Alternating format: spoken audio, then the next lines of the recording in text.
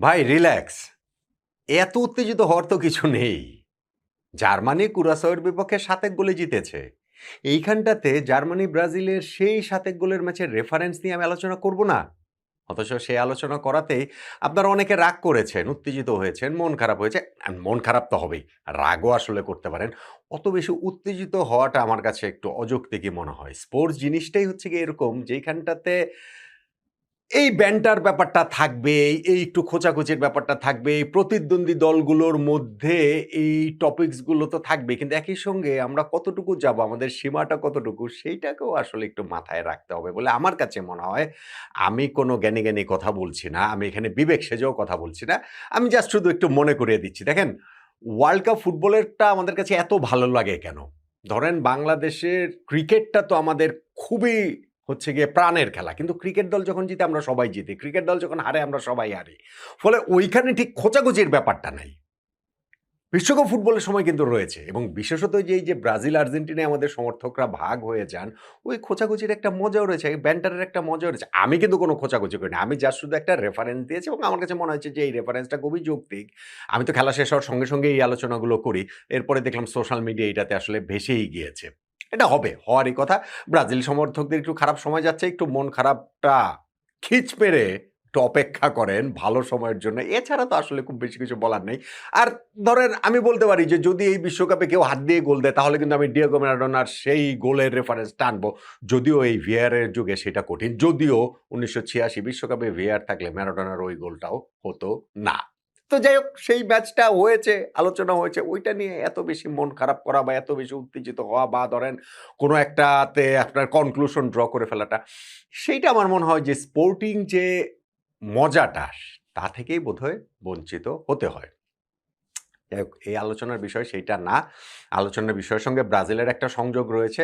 যদিও এই Netherlands Japan যে ম্যাচটা গ্রুপ এফ এর সেই গ্রুপে তো আর ব্রাজিল নেই। কিন্তু এই যে ম্যাচটা হলো যেইখানটাতে ২-২ গোলে খেলাটা ড্র হলো। ১ম হাফে কোনো গোল হয়নি। সেকেন্ড হাফেই যে ৪ টা গোল হলো এবং লাস্ট মোমেন্টে গিয়ে যে জাপান সেকেন্ড গোলটা দিয়ে পিছিয়ে পড়ে তারা একবার সমতায় ফিরেছিল। দ্বিতীয়বার পিছিয়ে পড়ে তারা সমতায় ফিরে ম্যাচটা শেষ করল। সেটার সাথে ব্রাজিলের সংযোগের জায়গাটা কোথায়?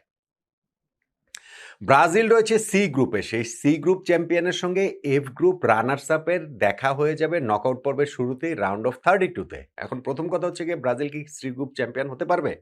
প্রথম ম্যাচটাতেই তো মরক্কোর সঙ্গে তারা ড্র করেছে ১-১ গোলে। ফলে বাকি ২ ম্যাচ ওই স্কটল্যান্ড হাইতির বিপক্ষে এই ব্রাজিল মরক্কো তাদের রেজাল্ট কি হবে? ধরেন এই ২ দলের বিপক্ষেই ব্রাজিল মরক্কো ২ দলে জিতলো তখন আবার সেই মানে হচ্ছে গিয়ে এই গোল ডিফারেন্সের বিষয়-টিষয় চলে আসবে, বেশি গোল করার বিষয় চলে আসবে। তো অনেক কিছু এখনো অনিশ্চয়তার জায়গা রয়েছে। ফলে ওইখানটাতে ব্রাজিল ওই গ্রুপে চ্যাম্পিয়ন হবেই সেটা বলা যাচ্ছে না। তারপরও একটা মোটা দাগের হিসাবটা থাকে। এখন এই এফ গ্রুপটাতে আসলে রানার্স আপ কে হবে?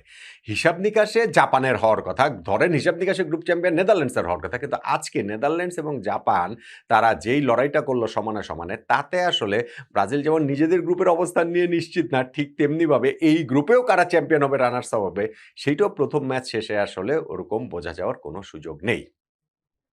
খেলাটা যে হয়েছে সেখানে ফার্স্ট হাফে কোনো গোল হয়নি। কিন্তু সেকেন্ড হাফেই ৪ টা গোল হয়েছে। ইনফ্যাক্ট সেকেন্ড হাফে প্রথম ২০ মিনিটের মধ্যেই ৩ টা গোল হয়ে গেল। যেইখানে শুরুতে নেদারল্যান্ডস এগিয়ে গেল ফিটজেল ফন ডাইক। তিনি হেড করে খুব সুন্দর একটা প্লেসিং হেড, খুবই অ্যাকুরেট একটা হেড করে তিনি দলকে এগিয়ে নিয়েছেন। ডান সাইড থেকে গ্রাভেনবার্গের যে ক্রসটা এসেছে সেটাকে কাজে লাগিয়ে। যদিও এটা শুরুটা হয়েছিল ফ্রি কিক থেকে, খুব বাজে একটা ফ্রি কিক হয়েছিল। কিন্তু ওই মুভটাই হচ্ছে গিয়ে পূর্ণতা পেয়েছে এই ভার্জিল ফন ডাইকের হেড থেকে করা গোলে নেদারল্যান্ডসরা এগিয়ে যাওয়াতে। এখন ডাচরা কিন্তু ১৯৭৮ বিশ্বকাপে স্কটল্যান্ডের বিপক্ষে ম্যাচের পর থেকে কখনোই ওয়ার্ল্ড কাপের ১ম এ গোল দেওয়া ম্যাচটাতে তারা হেরে যায়নি। ফলে যখন নেদারল্যান্ডস ১ম এ গোলটা দিয়ে দিয়েছে এটা একটা ঐতিহ্যেরও তাদের একটা শক্তি রয়েছে। ইতিহাসের এই পরিসংখ্যানের একটা তাদের হচ্ছে গিয়ে পাওয়ার ছিল। কিন্তু জাপান এরপর খুব দ্রুতই কামব্যাক করে। এখানে কুবোর খুব একটা কম্পোজড অবস্থায় থেকে তিনি ওই বক্সে ঢুকে পড়ে যেই পাসটা তিনি দিয়েছেন নাকামুরাকে তার ওই জোরালো শটটা কিন্তু ওটা একটুখানি ডিফ্লেকশন হয়েছিল মনে হয় এবং সেই শটটা কিন্তু জালে জড়িয়ে যায়। জাপান কিন্তু প্রথম হাফে মনে হয়েছিল যে তারা খুব একটা আসলে খেলছে না। বরং নেদারল্যান্ডসের খেলাটাকে তারা আসলে নষ্ট করার চেষ্টা করছে। সো যখন তারা আগে গোল খেয়ে গেল তখন তো তাদের আসলে কামব্যাক করতেই হতো এবং সেই কাজটাই তারা করছে। ডাচরা কিন্তু এইটারও আবার জবাব দিয়েছে। তারা খুব কুইক রিপ্লাই তারা দিয়েছে এবং আবারও তারা এগিয়ে গিয়েছে সামারভিলের একটা ব্রিলিয়ান্ট গোলে আমি বলব। তিনি যেভাবে হচ্ছে গিয়ে ভেতরের দিকে ঢুকে বলটাকে বাম পায়ে নিয়ে জায়গা করে দারুণ একটা প্লেসিং এবং জোরালো শট এবং অবভিয়াসলি এইখানটাতে তার আউটসাইড দিয়ে যে রানটা ডেমফ্রিস মেক করছিলেন সেইটাও জাপান ডিফেন্সকে একটু বিভ্রান্ত করে ফেলে। সেই সুযোগটা কাজে লাগিয়ে সামারভিল দলকে এগিয়ে নিয়ে যান। এই ৩ টা গোলই কিন্তু হয়ে গেল সেকেন্ড হাফের ধরেন ১ম ২০ মিনিটের মধ্যেই এবং তারপর থেকে এটা ডাচরা আরো কিছু তাদের লিড বাড়ানোর সুযোগ পেয়েছিল। মালেন সুযোগ পেয়েছিলেন। ওইখান থেকে হচ্ছে গিয়ে আরো পরে আবার তাদের আ এম ওই বেশ কয়েকটা সুযোগ তারা যে পেয়েছিল সেই সুযোগগুলা কিন্তু কাজে লাগাতে নেদারল্যান্ডস পারেনি এবং সেইটার খেসারত তাদের দিতে হয়েছে। ম্যাচের একেবারে শেষ দিকে ৮৮তম মিনিটে গিয়ে জাপান যে সমতাসূচক গোলটা করে, কর্নার থেকে গোলটা করে তারা সেটা এবং ওইখানটাতেও একটুখানি ডিফ্লেকশন ছিল। এখন ম্যাচটা যেরকম হয়েছে তাতে করে কিন্তু খুব ক্লিয়ারলি যে এই ম্যাচটা থেকে নেদারল্যান্ডসের জয় পাওয়া উচিত ছিল সেরকম বলা যাবে না। আবার জাপানের কথাটা দেখেন যে তারা হয়তোবা সেকেন্ড বেস্ট টিম ছিল। কিন্তু ২ বার পিছিয়ে পড়ার পরও ম্যাচে যখন তারা এইভাবে ফিরেছে, সেইটা কিন্তু আসলে এই জাপান টিমটার শক্তি সম্পর্কে একটু ধারণা দেয়। অবশ্য সেই ধারণা আগেও পাওয়া গেছে। এই যে কিছুদিন আগে মাস ৬-১ আগে তো গত অক্টোবরেই ব্রাজিলের বিপক্ষে ফ্রেন্ডলি ম্যাচে তারা ২-০ তে পিছিয়ে পড়ে ৩-২ গোলে জিতে গিয়েছিল।